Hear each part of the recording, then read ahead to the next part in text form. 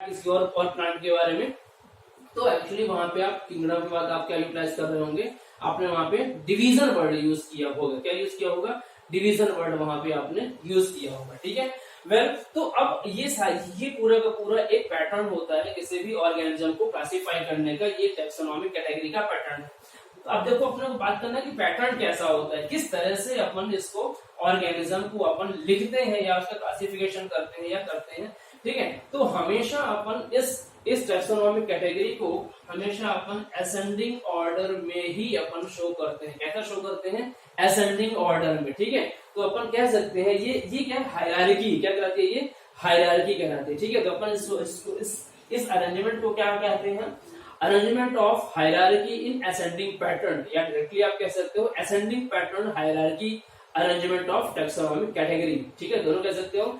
ये पर्टिकुलर कभी कभी आपके स्कूल के एग्जामिनेशन में 2 नंबर में क्वेश्चन पूछा जाता है, डायरेक्टली यही पूछा ही जाता है कि draw the ascending pattern of taxonomical hierarchy. ठीक है, टैक्सोनॉमिकल हायरार्की बोले तो वही टैक्सोनॉमिक कैटेगरी की ही बात कर रहा है। ठीक है, हायरार्की क्यों कहते हैं आप इनको बताते हैं। या फिर कॉम्पिटिटिव एग्जाम्स में क्या होता है, यहाँ पे ना फिल इन द ब्लैंक्स रख देता है। लाइक जीनस रखेगा तो फैमिली छोड़ेगा, क्लास रखेगा, ऑर्डर रखेगा, क्लास छोड़ेगा, ऐसे बीच बीच में गैपिंग करके इसको अपने को फिल इन करना होता है। देखो अभी अपन कहा हायरार्की, अपन इसको हायरार्की का नाम क्यों दे रहे हैं बेटा? क्योंकि यहाँ पे अपन ने ऑर्गेनिज्म की पूरी डिटेल स्टडी की है। स्पीशीज, अगर अपन स्पीशीज की बात करते हैं तो स्पीशीज सबसे छोटी टैक्सोनॉमिक कैटेगरी है। कैसी है? सबसे छोटी टैक्सोनॉमिक कैटेगरी है। ठीक है, किंगडम सबसे बड़ी टैक्सोनॉमिक कैटेगरी। कैसी है? किंगडम सबसे बड़ी टैक्सोनॉमिक कैटेगरी है। ठीक है, सॉरी। अब देखो स्पीशीज में अपने को जितने भी इंडिविजुअल्स मिलेंगे, स्पीशीज में मिलने वाले जो भी इंडिविजुअल्स होंगे उनके बीच में जो जनरल कैरेक्टर होंगे बहुत कम होंगे। ठीक है, मतलब स्पीशीज में अपने को स्पेसिफिक कैरेक्टरिस्टिक्स ज्यादा देखने को मिलेंगे। ठीक है, जबकि स्पीशीज से ऊपर अपन जितने भी अपर क्लास में जाते चले जाएंगे, अपर कैटेगरी में जाएंगे, लाइक जीनस, फैमिली, इधर अपने को जनरल कैरेक्टरिस्टिक्स ज्यादा देखने को मिलेंगे और स्पेसिफिक कैरेक्टरिस्टिक्स कम मिलेंगे। मतलब सीधी सी बात है, number of general characteristics increase with increasing order of category, and the number of characteristics of specific characteristics decrease in the decreasing condition of the taxonomic category। ठीक है, बड़ा सिंपल सा फंडा है भाई। स्पीशीज में अपने को स्पेसिफिक कैरेक्टर जीनस के कंपैरिजन में ज्यादा मिलेंगे। सबसे सीधा सा फंडा पढ़ने को देखो। ठीक है, स्पीशीज में अपने को स्पेसिफिक कैरेक्टरिस्टिक्स जीनस की कैटेगरी में ज्यादा मिलेंगे। जीनस में जनरल कैरेक्टरिस्टिक्स स्पेसिफिक या स्पीशीज की कंपैरिजन में ज्यादा मिलेंगे। फिर से रिपीट करता हूं, स्पीशीज में अपने को जीनस के कंपैरिजन में स्पेसिफिक कैरेक्टरिस्टिक्स ज्यादा मिल रहे हैं। ठीक है, जबकि अपने को जीनस में जनरल कैरेक्टरिस्टिक्स स्पीशीज की कंपैरिजन में ज्यादा मिल रहे हैं। कंफ्यूज मत होना, बड़ा ही सिंपल से और अक्सर पूछा जाता है। सेम ऐसे आपसे फैमिली और ऑर्डर की बात की जाएगी। अब देखो जीनस में क्या होता है, it is group of individual. ठीक है, अगर अपन स्पीशीज की बात करें तो स्पीशीज के बारे में बहुत सारे रिसर्चर ने बहुत सारी तरीके की चीजों को एक्सप्लेन किया है। फॉर एग्जांपल कुछ लोगों ने कहा it is the group of individuals.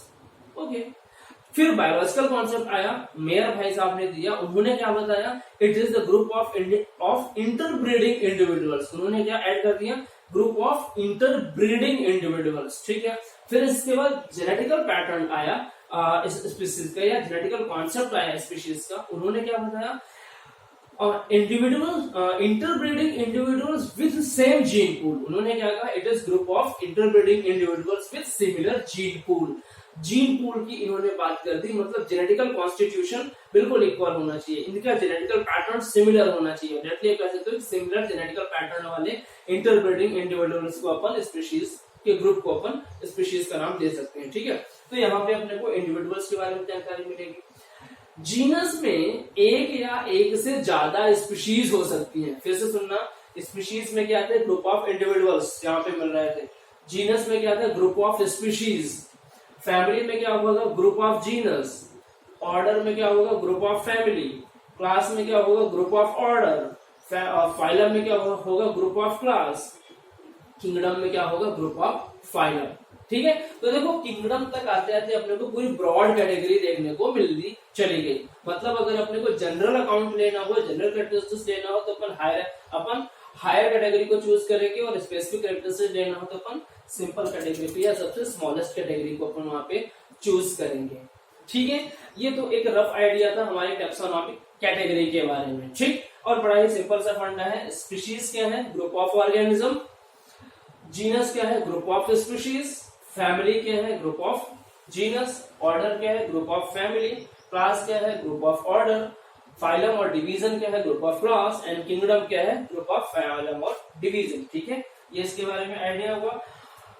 Then इसके बाद अपन चलते हैं टैक्सोनॉमिक एड के पास। ठीक है, टैक्सोनॉमिक एड के पास अगर अपन चले, ये याद रखिएगा। ठीक है, ये किंगडम्स और ये सारे के साथ, इसको चलो अगर अपन इसका शॉर्टकट बनाते हैं ना, हाँ यार इसका चलो शॉर्टकट पहले आपको बना के दे देते हैं ताकि आपको हमेशा याद हो। सीक्वेंस भी इसका पूछता है, सीक्वेंस हमेशा पूछता है कि इसका क्या सीक्वेंस रहेगा। किंगडम रहेगा, फाइलम रहेगा, क्लास रहेगा, ऑर्डर रहेगा, फैमिली रहेगी, जीनस रहेगा और स्पीशीज रहेगा। अब वो पता है आपसे क्वेश्चन में कैसे पूछते हैं, इनका एरो वाइज बनाइए। ठीक है, तो अपन चूंकि हायरार्किकल पैटर्न बताते हैं ना असेंडिंग ऑर्डर का, तो करेक्ट पैटर्न क्या है? ये वाला है। ठीक है, ठीक है, कभी भी भूल से भी आप ये वाला पैटर्न यूज मत कर देना। ये वाला पैटर्न गलत हो जाएगा, क्या हो जाएगा? रॉन्ग हो जाएगा। अपन असेंडिंग ऑर्डर में बताते हैं ना, डिसेंडिंग थोड़ी अपने को बताना है। किंगडम से अपने को स्पीशीज पे थोड़ी जाना है, अपने को तो इधर लौटना है, असेंडिंग ऑर्डर में आना है, तो अपने को ये वाला पैटर्न ही शो करना पड़ेगा। ठीक है, हाँ जी। तो ये क्या था? K stand for kingdom, P stand for, साथ साथ बोलो, फाइलम।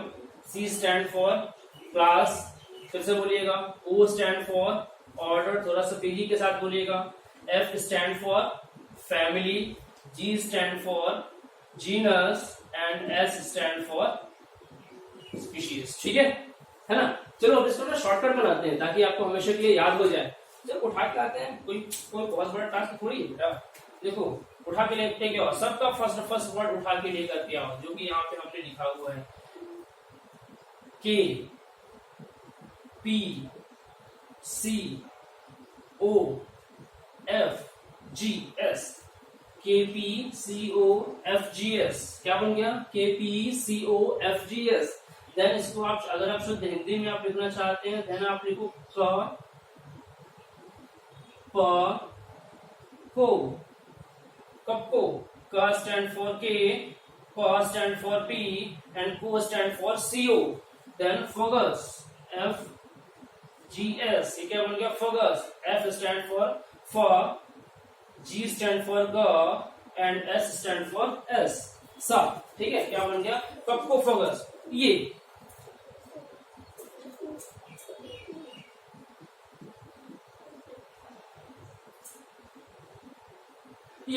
अगर ये पैटर्न, ये इतना सा शब्द आपको याद रहेगा तो ये हायरार्की आपको कभी भी नहीं भूलेगी, अरेंजमेंट कभी भी नहीं भूलेगा, पैटर्न कभी भी नहीं भूलेगा। ठीक है, और अरेंजमेंट आपको लर्न करना हो तो एरो आप बना लो ऐसे, यहां से चला था, यहाँ पे एरो आकर के फिनिश हो गया। ठीक, ये कब को फोकस हमेशा याद रखिएगा बेटा, इससे हमेशा क्वेश्चन बनते हैं स्कूल लेवल पे भी और अपने कॉम्पिटिशन लेवल पे भी। चलिए अब अपन बात करते हैं टैक्सोनॉमिक एड की।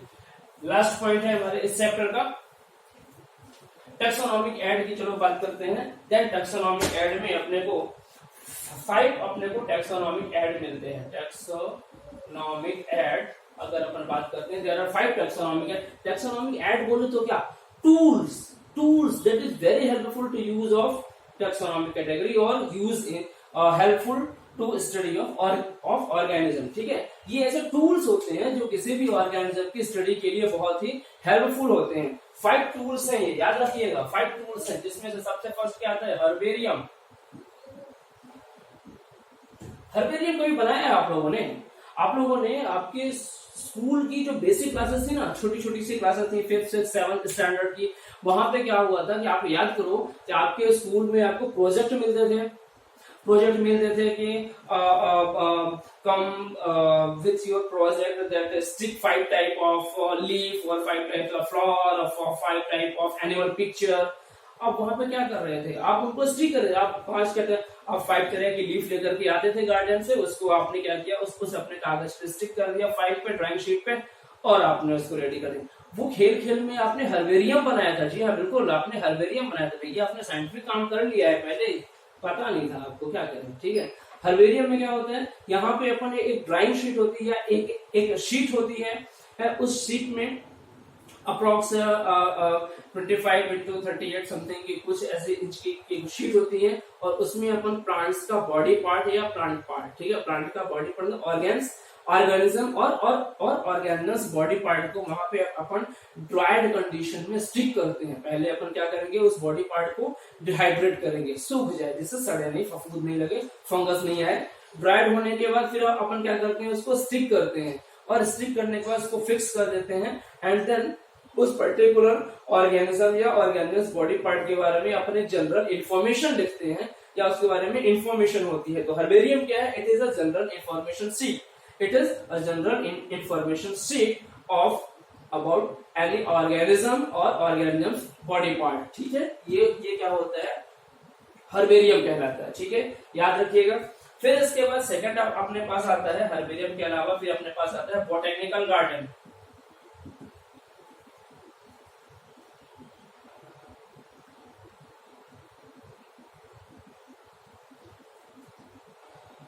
बॉटेनिकल गार्डन, ठीक है, बॉटेनिकल गार्डन क्या है, ये एक ऐसा particular area in which plants are grown, in which different type of plants are grown for the research purpose and other study purpose और जनरल स्टडी पर्पज। ये एक पर्टिकुलर एरिया होता है जहां पे डिफरेंट तरह के प्लांट को ग्रो कराया जाता है।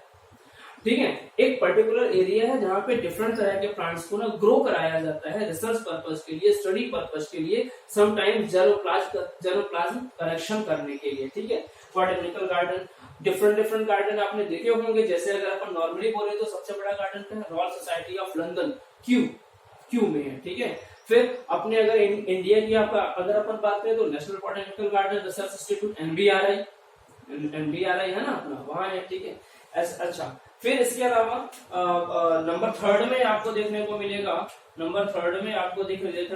Zoological park.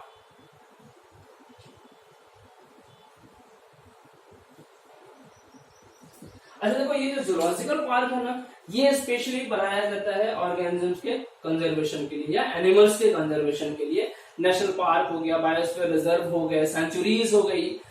समटाइम्स ये आम जनता या जो जनरल पीपल होते हैं उनके interaction with animal and plants के लिए बॉटेनिकल गार्डन भी और जूलॉजिकल पार्क भी ये रिसर्च पर्पज के लिए तो होते ही हैं, साथ में ये जनरल पीपल्स के इंटरेक्शन के लिए भी होते हैं, उनको इंट्रोड्यूस करवाने के लिए भी ये होते हैं। ठीक है, लाइकवाइज बॉटेनिकल गार्डन में अगर डिफरेंट तरीके के प्लांट होंगे ना, तो उसमें उनका मेडिसिनल यूज होगा, उनका जनरल नेम लिखा होगा, साइंटिफिक नेम लिखा होगा, उनका कुछ मेडिसिनल एप्लीकेशन वहां पे यूटिलाइज लिखा हुआ होगा। सेम ऐसे ही जूलॉजिकल पार्क में अगर आप कभी जू गए हुए हो तो जू में ऑर्गेनिज्म का, और वहां पे देखो क्या करते हैं, अगर अपन जू की बात करते हैं तो वहां पे अपन ऑर्गेनिजम्स को या इनको उसके नेचुरल हैबिटेट से ले करके आते हैं और एक आर्टिफिशियल एरिया बनाते हैं और वहां पे उसको नेचुरल कंडीशन प्रोवाइड करवाते हैं। ठीक है, नेशनल पार्क में क्या होता है कि ऑर्गेनिज्म को उनके नेचुरल हैबिटेट में ही सेव किया जाता है। दोनों की दोनों कंडीशन में मेन एम क्या है, सेविंग ऑफ द ऑर्गेनिज्म और प्रोटेक्शन, टेक्निकल वर्ड में आप इसको यूटिलाइज कर सकते हो, प्रोटेक्शन ऑफ एनिमल्स। ठीक है, साथ में वहां पे जनरल इंफॉर्मेशन भी लिखी रहती है। अगर अपन जू की बात करें तो हर एक ऑर्गेनिज्म या हर एक एनिमल की केस के बाहर उसका general name, scientific name, actual local area या उसका हैबिटेट जोन, उसका बॉडी वेट, उसका बॉडी कलर, उसका डाइट, एक जनरल इंफॉर्मेशन वहां पे लिखी हुई रहती है। ठीक है, ये जूलॉजिकल पार्क के बारे में हो गया। देन इसके बाद आपको देखने को मिलेगा जूलॉजिकल पार्क के बाद आपको मिलेगा म्यूजियम।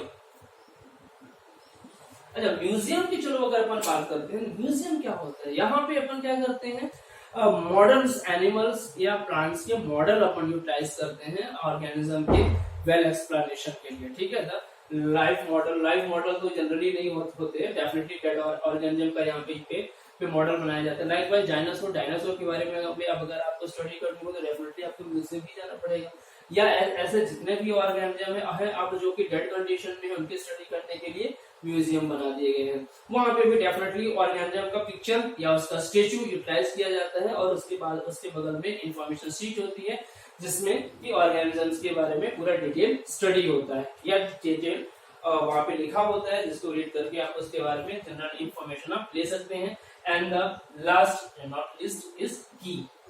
ये टर्म आपको कई बार रिपीट हो गया और ये सेम वही टर्म है।